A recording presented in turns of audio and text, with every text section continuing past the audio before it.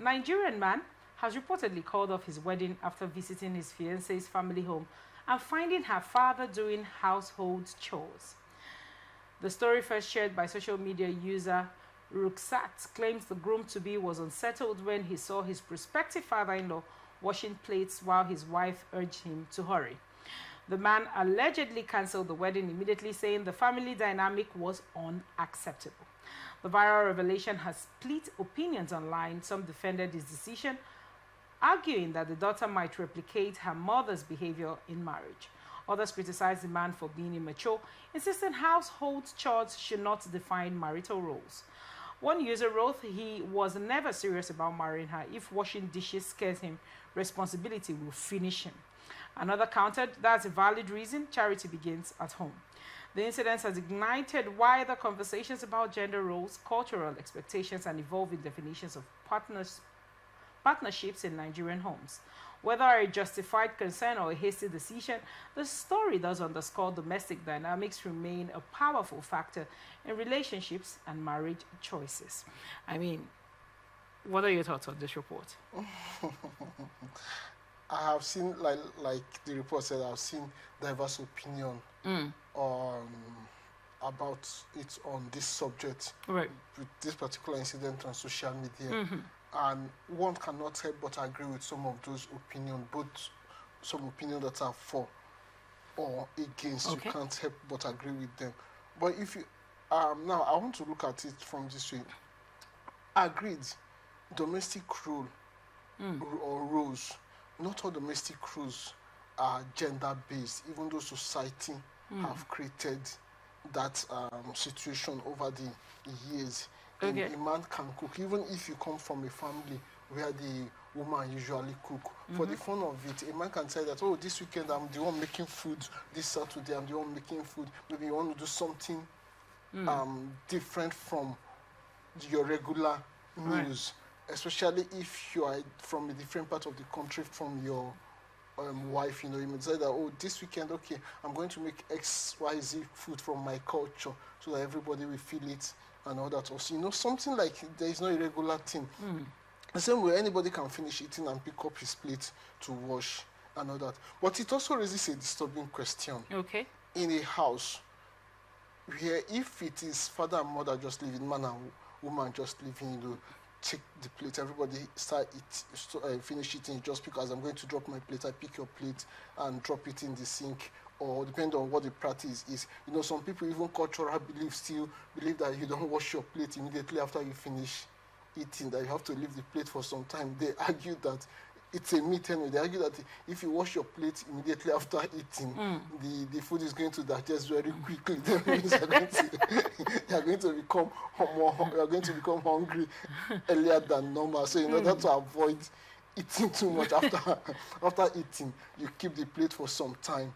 Maybe an hour, depending on where you want the food to digest. You know, but these are myths that governs people's life. So if that is the process, but in another system, somebody could immediately, you finish eating, you wash off your plate and go your way. So if that is the case, as I pick my plate, I pick your plate. And this has nothing to do with you being my wife or my sister. Is that since I'm going to the kitchen to drop my plate, and you're already done, I pick up the two plates, drop it there. So since I'm going to wash my dish immediately, I'll do the two. Now, here it may pose a challenge is if you belong to the culture that believes that your plate shouldn't be washed immediately, and I wash mine immediately and I wash yours, that means I'm going to cause you to become hungry earlier. But you see, also in a home where you have toddlers, kids, you know, anybody can do the washing. But like I said, it raises some questions. It's a worrisome question if in a home where you have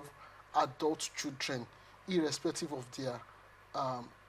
their gender, you have adult children up to the one that is a marriageable age, and the father is still laboring in the kitchen. It's not just the father, even the mother is still laboring in the kitchen, washing plates, while the children are seated in the sitting room watching television and relaxing. It raises question on how they have raised the family. It raises question on the question of respect. Okay. not the gender role thing now, but because you have grown up children. This is Africa, this is Nigeria. You know that there are some things an adult don't do when children are around. For example, something as simple as sweeping the house. In a home where the value system has been based on certain culture, a father or a mother cannot pick up a broom and start sweeping the house when you have teenage children. Even if you don't call them to take it, they're expected to have done it before. Or even if they have not done it, maybe they didn't know, but as you start sweeping, they're expected to come and take the broom from you and sweep. To some, it's even extend even in larger compounds. This is a compound. You see an elderly person sweeping, you take the broom from her or him and sweep. So to have a situation where the grown-up children are seated in the living room watching television, relaxing, and the father or even the mother is in the kitchen washing plates. I mean, if where I grew up, if my dad even walks in and mommy is in the kitchen washing plates or even cooking and the rest of us are sitting, he will feel like something is amiss. He will ask question, why is everybody sitting here while mommy alone is in the kitchen? In fact, if one of my sisters or one of us is in the kitchen doing stuff that is for everybody and every other person is sitting, it's also going to raise a question. The question is, why would only this person be in the kitchen doing something that is for everybody and the other people are seated here? Can't anybody, at least one or two persons, should be offering help there, even if it means keeping her